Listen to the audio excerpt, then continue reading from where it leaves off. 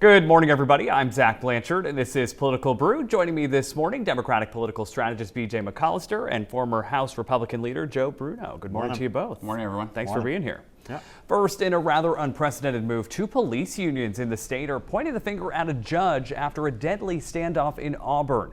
They say the man behind the incident was just released from jail days before because Judge Sarah Churchill lowered his bail. You had the district attorney in Androscoggin County begging the judge, do not release this man out into public. He's a danger. They were very emotional about it when they were speaking to the judge, and yet she still released him. The Maine Judicial Branch sent us a lengthy statement saying the man behind the incident was not provided an attorney for at least the past 4 hearings, violating his constitutional rights. Members of the branch say it's dangerous to blame the court for what happened. BJ, they also pointed to the ongoing shortage of public defenders here. Yeah, I mean, needless to say, this is a tragedy that happened, and I think after something like this happens, it's easy to look in the rearview mirror and talk about how things may have been handled differently.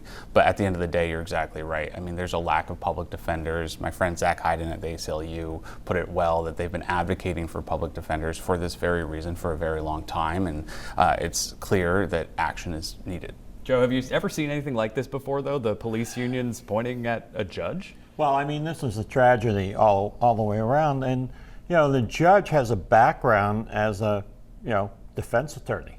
So you look at her background and you go, okay, does she favor the defendant a little bit more because of her background? And the police union is upset because, they have to go to these crime scenes and deal with the death and the burning, the arson. It's tough on them also. So I think the lack of public defenders in this state is a real problem. We don't have attorneys who want to step up anymore and say, I'll take that case, because we have, it's not worth it to them monetarily. So we have a real issue in the state, and we have to solve it soon. How do you solve it?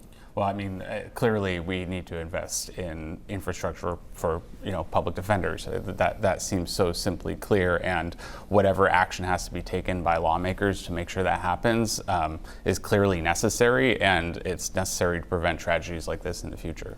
Yeah, I mean, we are one of the only states that does not have a public defender type of attorney out there. We base our defense on some of these indigent crimes on volunteer lawyers. Not a good way to do it. All right, we'll leave it there.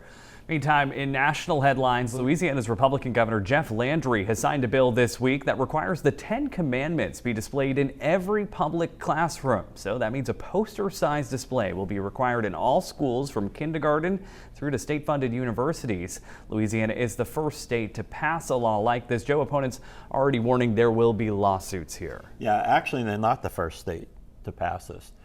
Kentucky had a law like this back in 1980, and then the Supreme Court shot that down. So probably similar, if it gets to the Supreme Court, they'll look at precedent, they'll probably shoot this down. Not that there's anything wrong with the 10 Commandments.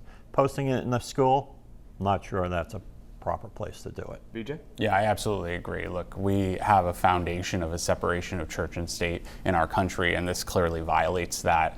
So I think the court challenge will have legs to stand on. And I think that there was a particular late night host that put it best the other day when they said that perhaps there should be a poster of the U.S. Constitution in the governor's office before he signs bills like this. Looking ahead to this week, the first presidential debate will air Thursday on CNN, and it is official. It will just be President Joe Biden and former President Donald Trump after RFK Jr. didn't qualify. Now, BJ, this could get heated, but we're told there are some safeguards in place, even the ability to mute their microphones. The question is, will they still be able to control the candidates in a setting like that? Yeah, sure. So, I mean, the moderators that are hosting this debate have a lot of experience, and the Trump campaign has said that he's going to be more measured and not interrupt. Now, I think history shows that Donald Trump is not great at being measured and does not show restraint. So I would not be surprised to see him interject, even with the mute button. And this is exactly why he lost the 2 debates that he had against President Biden in the 2020 election. And I think we can expect to see a similar environment this debate. Well, even Joe Biden doesn't have a great record of not interrupting during debates. So hopefully both of them allow each other to speak so the American public can actually listen to what people say and make their own decisions after this debate. Unfortunately, Kennedy's not going to be there. He's a viable candidate to many. You know, he's polling at 15% nationally. I don't know why he didn't qualify. You know, there are some, he met 3 out of the 4 criteria. He should have been on stage and it would have been much more interesting. The bigger question, though, will these debates even matter, or are voters' minds made up? Oh, I think people are going to tune in for sure. Yeah, I think they will matter, and I've said this before, but I think both the candidates have different tasks at hand. You know, President Biden has to work hard to re-solidify his base, and Donald Trump has to work to try to bring those Haley voters that he's lost back into the tent before they find another home. Yeah, what issues, though, will be top of mind, Joe? I think age is going to be an issue for both of them. I think they're both going to bring up the age factor as to, you know, who's qualified and who they have to show physical strength and endurance, and I think this debate will show it. Yeah, and I would say, you know, there's a lot of contrasts that I expect the president will make compared to Donald Trump, you know, whether that is the work he's done to protect Social Security or it's the work that he's done to make sure that the economy has thrived the way it has. There's going to be a lot of topics, and they're certainly going to be hitting the issues on the voters' minds. I think there'll be a compare and contrast. Look at what we did from my first 3 years as a president, from 17 to 19 before the pandemic, versus what the economy looks like now with runaway inflation. And the lowest unemployment rate in 40 years. See, a little bit of debate happening here. All right, we're going to take a quick break. The Weekend Morning Report is back right after this.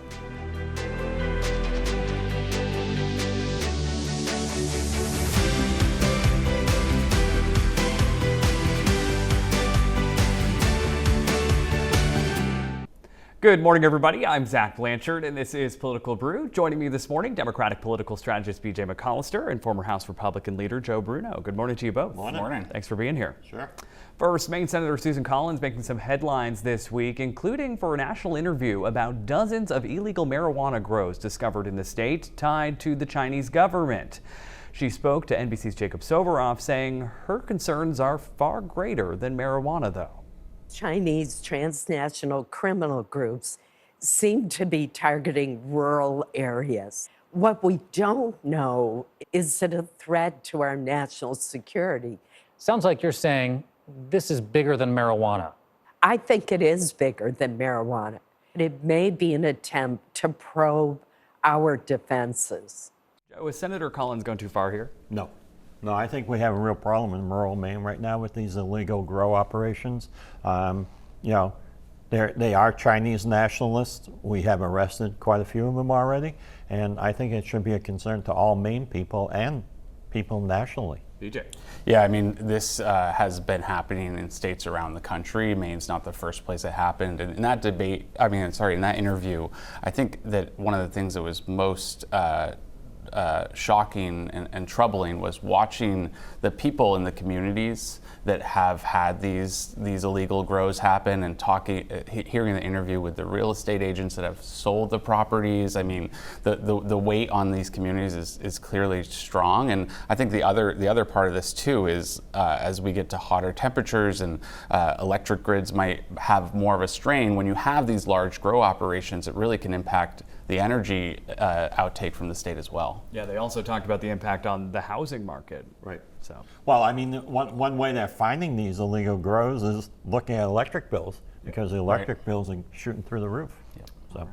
Speaking of Senator Collins, her hopes of gaining the top spot on the powerful Appropriations Committee could be in jeopardy. Axios reporting that if Republicans win a majority, Senator Mitch McConnell is considering becoming chair of the committee. A spokesperson for Collins says she fully anticipates heading the committee next year, though. BJ, this was a big campaign point for Collins. That's exactly right. I mean, this was a huge wedge issue in the campaign against Sarah Gideon. And let's remember that Senator Collins has another election coming up in a couple of years. And if she is to lose this campaign point, it's going to be a detriment. But further, Mitch McConnell says he's stepping back from leadership, but to take this position would be functionally staying in leadership. And so I don't really buy this argument he's making that he's committed to a majority in the Senate if he's going to take away a top seat from one of his most vulnerable seats in the country. Joe, how do you think this plays out? No, I don't believe it at all. I think it's just Axios being Axios, saying, oh, okay, here you go. Let's throw this out there. This will hurt Susan Collins. I don't buy it at all. I think Mitch McConnell's too smart to take away a position from Susan Collins. And does Susan Collins deserve the position? She absolutely does. I mean, the Senate operates on a seniority basis, which is, in my opinion, wrong, but that's how they work. So, I mean, he has the right to step in, but I don't believe he will. All right. Bipartisan legislation to ban bump stocks has been blocked by Democrats. This comes after a recent Supreme Court ruling striking down a federal ban. The issue has been divisive for Republicans. Talking about Senator Collins once again, she helped bring forward this legislation. Joe, that original ban was actually issued by former President Donald Trump. Why couldn't Republicans support this? I mean, Republicans are a big supporter of Second Amendment rights, and this kind of falls into that Second Amendment, and it becomes a litmus test on where you are. If you support the Second Amendment, shouldn't you be okay with bump stocks? BJ. Yeah, I mean, this is deja vu all over again. Yet again, we see Republicans in the U.S. Senate blocking legislation. A couple of weeks ago, it was about reproductive rights. Today, it's about bump stocks, a bill that their own presidential nominee essentially pushed forward and was struck down in the courts. So it's not surprising because this is what we can expect from Republicans in Washington, D.C. But at the end of the day, we're talking about a specific device that changes how a weapon functions. Is that really infringing on basic gun ownership rights? There are people who use them for shooting sports. You go to a shooting range and you have fun wailing away with a bump stock. There's nothing wrong with that. It's a sport, and people should have the right to do whatever sport they want. And I would say on balance, maybe people are using these for recreation, but they're also often used in massacres. And so when we look at the fundamental Second Amendment rights, when that was put into words, there wasn't a such thing as a bump stock. And so it does feel like an overreach. President Joe Biden has officially signed a new executive action to protect undocumented spouses of U.S. citizens from deportation. The program affects an estimated 500,000 people who have lived in the U.S. for at least 10 years. Before, people who crossed the border illegally had to leave the country to apply for a green card with no guarantee of re-entry. Advocates say this will make a big difference for many, while former President Donald Trump promised to reverse the decision if he's elected in November. Joe Biden's illegal amnesty plan will be ripped up and thrown out on the very first day that we're back in office. There's going to be American children tonight going to bed, laying their head on that pillow, knowing that they are free of anxiety because their mom will not be deported. Now, BJ, many saying that this is largely political on the president's part.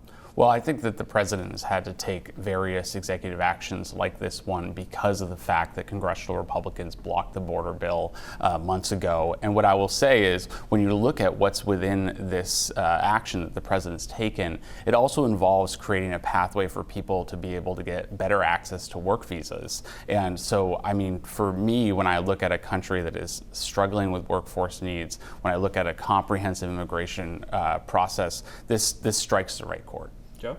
Well, I mean, the fact of the matter is that immigration bill was not a very good bill. That's why Republicans blocked it. When you take polling nationally, people are very concerned about illegal immigration.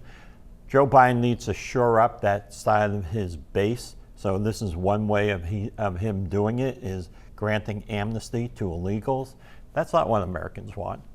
Americans support immigration, but they don't want illegal immigration. And that's what this does, is just encourage more illegal immigration. Is the president trying to walk this line, though, BJ, by securing the border but also allowing some form of immigration rights? Well, I think that this is the challenge of immigration policy, and it's why it's been on the back burner for so long is you do have to walk a line. I mean, these are people and there's a process, as Joe mentioned, but also we need to make sure that that process is improved. And, as the Congresswoman said, there are kids who don't need to lay at bed at night worrying if their mom's going to be deported now. And that's a real human element. All right, let's wrap things up with winners, losers. Joe, you're first. All right, the winner is Bryson DeChambeau. That U.S. Open win was spectacular. If you're a golfer, how can you not love it? And he's playing it up to the crowd. Gotta love that. And as far as the losers, I think the electricity consumers in the state of Maine are losers. I mean, we are subsidizing so much solar and wind that the consumer is paying for it through much higher electric bills. BJ. The winner of the week is 20 years in the making. My friend Sean Smith's Portland softball team, the Ligers, are celebrating their 20th softball season. Congratulations to Sean and the team. And the loser of the week, and we did not coordinate this, but it has to be the climate deniers. I mean, as we go into another heat wave and we see people's home insurance policies going up because of climate change, it's clear that action needs to be taken. All right, BJ McCollister, Joe Bruno, thanks so much for being here. That's going to do it for this week's Political Brew. Remember, you can watch anytime online or on New CENTER Maine Plus. The Morning Report is back right after this.